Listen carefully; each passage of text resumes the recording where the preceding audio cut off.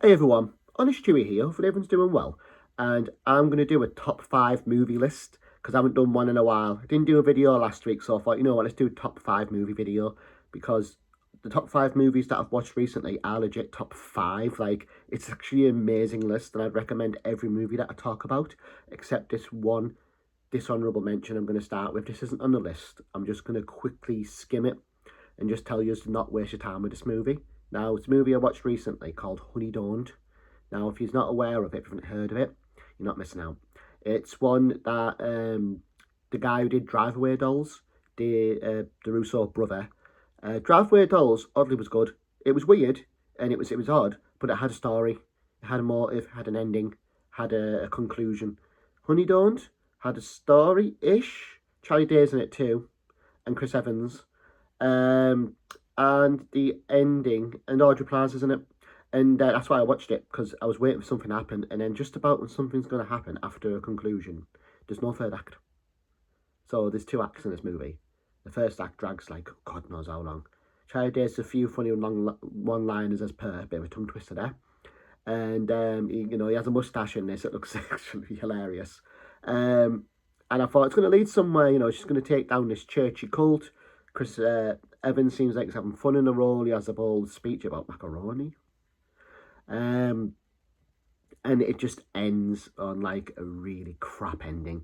So bad that I'm not even going to put it on my list. I'm just going to do like a minute odd just saying, don't waste your time with it. A lot of people have been saying that, and I was like, no, watch it, it'll be good. Watch it with the missus. And I literally looked at it and I went, is it just me, or did that just ended? Like, there was no ending, it just stopped. Like, and that can work sometimes, but you have to have a third act in a movie. It doesn't have to wrap up. It can be an open ending, but this isn't an open ending. This is like he's just gone, right, cut. Oh, right, I'll release it how it is. It's so bad. Anyway, let's delve into some positivity with this list. So now that's out the way, Driveway Dolls. That was better, Driveway Dolls. Honey Dawns. Get out of here with that. Now, let's get into my list. So, every movie on this list that I talk about, I would recommend.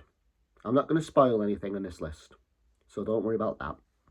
So, coming in at my number 5 spot, this was tricky, but it's not going to be for everyone, this movie. It's not going to be one that, it's a different movie. I'll just say what it is, Azrael. It's a Shudder original, but I managed to find it. It's on Amazon, and it was on the Black Friday sale, so it was only like £1 odd. So, before my voice goes, this movie has, if not, I would arguably say, no dialogue. There is no dialogue. There is a brief bit, but it's literally none. That's the whole point of the movie. It's what it's showing you. But it's like because I'll straight up tell you, it's not a spoiler saying this, she has no voice box. The voice box has been like burnt out. And there's like these zombie things about. I won't say what they are, because obviously the reveal at the end is what's worth it with this movie. Again, it's not going to be everyone's cup of tea.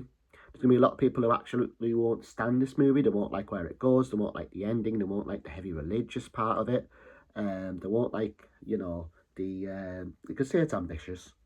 And they won't like the fact there's no dialogue. They won't be able to watch it. So if you don't like no dialogue, don't watch this one. But if you like movies like A Quiet Place and sort of arty movies that show what's happening, instead of telling you what's happening with speech, it shows you enough to know. For instance, I was blown away by it because I wasn't expecting to like it as much as I did. I was going in the same, I actually didn't know there was no dialogue. So I just pushed play, and I was like, I don't think there's any, because this was going on for like half hour. I was like, there's no dialogue. And then when I clicked on the synopsis of it and I looked at a review, it's like, yeah, there's literally no dialogue in it, except like a brief scene that we get a little bit of dialogue. People are saying, it's set in a certain era where like an apocalypse has happened and stuff like that, and it's really good. And the ending, actually, for me, a lot of people won't say this, but for me, the ending was kind of cute. Low-key cute, in a messed up way. Not to spoil it, but I kind of found the ending kind of cute. You'll know when you watch it. Anyway, because it kind of goes down a route at the end that, like I say, again, a lot of people might not like it, but I think a lot of people will like it and do like it by the looks of the reviews I read. I'm one of them. So that's my number 5 spot. So number 4, this is a tricky one as well, but I'm gonna have to put it at number 4. Death of a Unicorn. Finally watched Death of a Unicorn. I read the reviews. I heard it was bad. I heard people saying it's a disappointing movie. It's this, it's that. Ignore all that. I love it. Absolutely awesome. No, it's nothing mind blowing, and it's nothing too complex. It's as basic as it gets. It's basically about unicorns, and it is, like the title says, about the death of one. They basically hit a unicorn. This isn't me spoiling it. This is the beginning, so I'm not going to spoil it for you. But Paul Rudd's character runs the unicorn over, and it's still alive. But obviously, you think to yourself, we need to put it out its misery. Jenna Ortega touches the horn and sees a vision. I won't tell you what that means. You can gather it out. And then Paul Rudd just absolutely goes ham with a tire iron on it. Splats and gets its blood in his eye. She gets the unicorn's blood on her face. So this basic movie is, her face has acne at the beginning. The blood that went on her face, they're talking to the guy, and there's a guy in it too who's a Shakespearean actor as well, like a British one. I absolutely love him. He's awesome in this. He shines in this. Oh, honestly, don't be worried about him being laid there. This isn't a spoiler me saying this, because you know where it's going to go. Honestly, when he gets moving about and when he starts, oh, I love it. The comedy works too. The only thing I will say, it's a bit slow to start with, and the CGI is it's where they cut back. Definitely spent all the money on the cast, but that was worth it. This is where I don't mind the CGI being off, because the cast is amazing. Again, like I say, she got the blood on her face. It got rid of her acne, and the blood got, because Paul Rudd wears glasses at the beginning, it made his vision better. So it's like they're getting power from the unicorn, and it's sort of it's angry unicorn mum and dad coming to get vengeance, and I bloody love it. Like again, like I say, it's a shame about the CGI. But the story as a whole has a cute message to it, and as it kind of like does, you get a bit of justice for the unicorns in a way. And I know me saying that sounds crazy, and again, this is another one. It's not going to be everyone's cup of tea. I can see why people don't like it, especially with the ending. I can see where people wouldn't like this movie. I can see you going in and think it's going to be a monster movie. It's not really a monster movie. The unicorn isn't really a monster. It's all justified. Now that works really well. But how it was advertised was pants. The advertisement for it was like it was a monster unicorn. They're just two angry unicorns, one an avenge the dead youngling. And basically, it's the kills and the lead to the ending that makes the movie oddly cute and satisfying. Like, it's really satisfying as well, because they have it coming. Every one of them has it coming, except Jenna Ortega's. Paul Rudd's even has it coming. Paul Rudd does some moves in this movie. I'm like, you have that coming. So we'll delve into my number 3 spot. Now my number 3 spot's, there's a lot of cute movies I've watched. Oddly cute. Well, what I class is cute. This one, I wasn't sure about. Robots, it's called. Now, it's got Jack Whitehall in. And I love Jack Whitehall. Anything with Jack Whitehall in, I'll watch. I think he's hilarious. The missus has seen him live. I was gutted I couldn't go. But she went live with a friend and watched it. And he's hilarious. He's just got such a good charisma about him. And he's so down to earth, considering like how big he is now. And it's surprised that he can act. He can act. Usually some comedians go into acting and you're like, oh, it's just a similar sort of role. This is actually, a bit different. Like, it's basically about, you can have a robot double of yourself, and he has a robot double of him, and his character, his human character, is a lousy stay-at-home guy, play games all day and just wants to have sex with women. And basically he uses his robot double to be this perfect version of himself, to go out and pick up a woman, date them, get them to fall in love with him, so they'll want him, like, to have sex with him, and then he swaps places with a robot and has sex with the lady. He does it at the beginning. There's a really lovely woman at the beginning. He does it to her. It's horrible. And he basically gets karma in another woman. He himself goes, because he goes to a ice skating ring, and he fakes a fall over in front of a nice woman so they'd help him up, and then they get the number. That type of thing. He basically gets a woman who is a gold digger, and she uses her robot the other way around. She uses her robot for when they want sex with her. She uses her robot to do the deed, and she gets them to buy her like posh bags. It's really cool. And it goes down this route. This isn't me spoiling it, by the way. Don't worry. It goes down the. This is very brief what I'm saying about it. It just goes down the route of like, sort of oddly, considering the setup of the movie, considering what happens at the beginning. It's oddly romantic near the end. It makes sense that I was buying the ending. I thought it was actually a really sweet movie. Oddly for what it is, it has some scenes in it that are a bit questionable. There is a questionable robot scene. There's a questionable scene I'll have to mention because I was a bit put off by it. But this is my worry. The guy made Borat, made this movie, and it shows. But not like Borat's humour. You know, the sort of crudeness of Borat. He just can't help himself put it in. He didn't need it. There's a certain shower scene where the robot's shaving him, you know, at the beginning, and we see a lot of Jack Whitehall. You just didn't need to. But I could roll with that. But it was the whole. There's a robot guy, and he makes the woman, our main protagonist, female protagonist, the gold digger. The robot guy made a double, and he basically loves her. So he's made a double for himself. And she's like a crazy sex addict double, you know, obviously would be.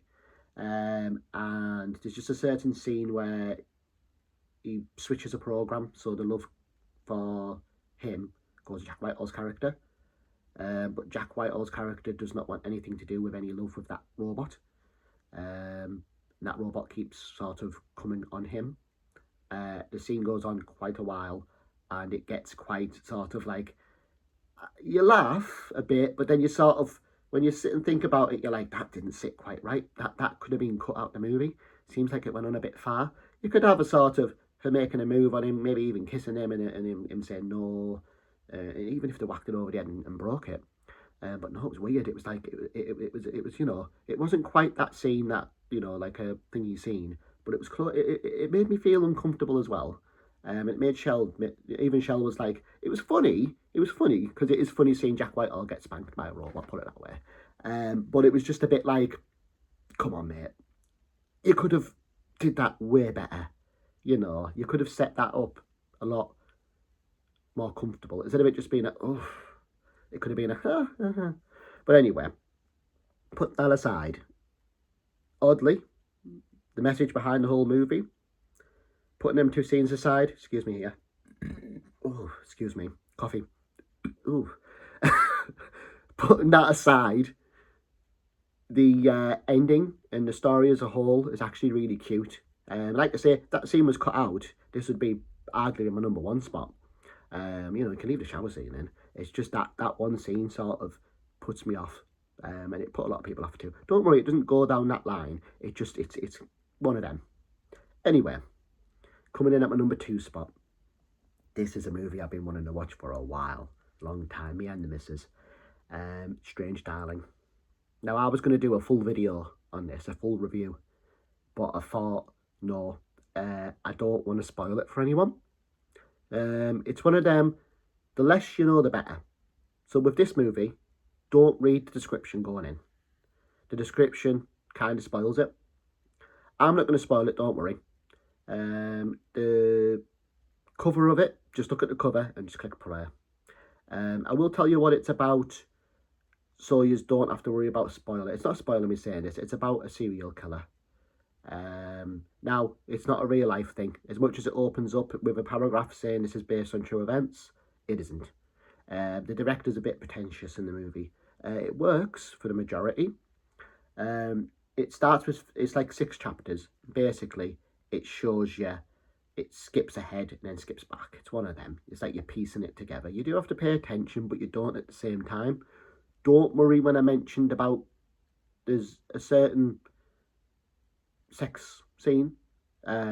She likes to be like choked and stuff like that. The woman with the guy and stuff. It's not spoiling me saying this. Don't worry, there's no R scenes. I'll just say that. I was a bit worried it was going to be. There isn't. Don't worry about that. Because the scene does go on a little bit, and you do start thinking, are they going to? It isn't. Don't worry. It's not that type of movie. and they're not them type of actors to do that.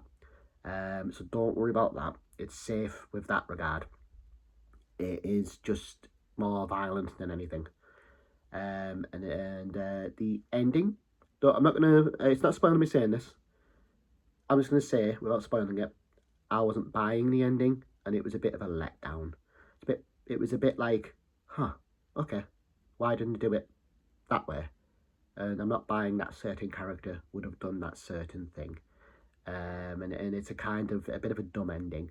In my opinion, still satisfying, but very not as satisfying as it looked like it was setting up to be. It looked like it was setting up to be quite a clever ending, and it went a bit dumb.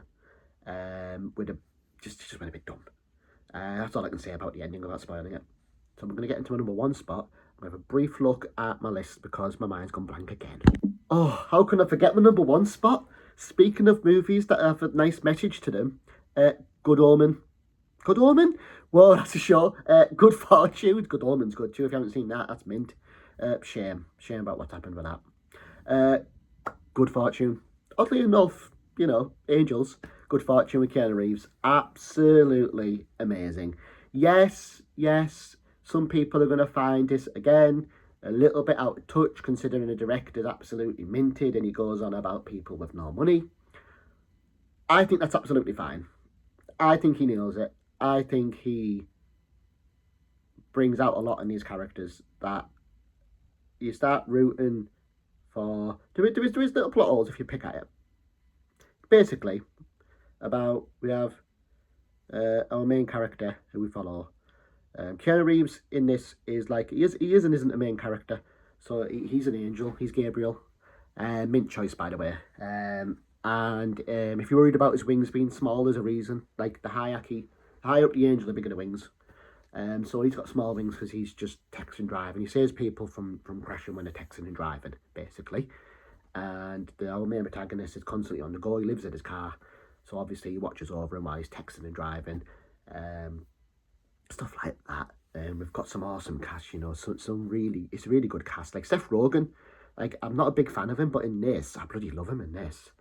And you feel for him in this too. You feel for both characters, because I'll just say at the start of it, basically he has nothing to his name except his car. Our main character. He has a job, but it's not going anywhere, and he gets fired from the job, and then the car gets towed, and that's all his stuff in. Keanu Reeves sees him as a lost soul and wants to redeem a lost soul.